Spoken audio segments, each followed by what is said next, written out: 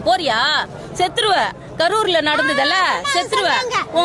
உனக்கு காசு தருவாங்க. நான் காசுக்காக போல. என் உயிர் போனா மயிரே ஒண்ணாச்சு. உயிர் என் தலைவனுக்காக போகுதுன்னு வச்சுக்க அசால்ட்டா விட்டு போவேன். சரி நான் தனியா செத்தனா யாருக்கும் தெரியாது. இங்க வந்து நான் செத்தனா தெரியும். என் தலைவனுக்காக உயிரை கொடுக்க கூட தயாரு. நான் செத்துட்டு போறேன். என்ன எல்லாம் போன் பண்ணாங்க.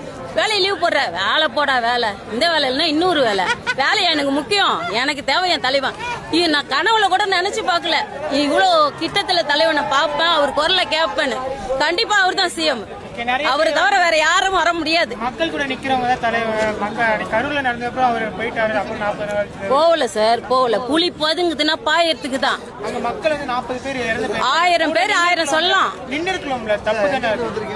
தப்பு தானே. இப்ப நான் கீழே விழறேன்னா அது ஏன் தப்பு?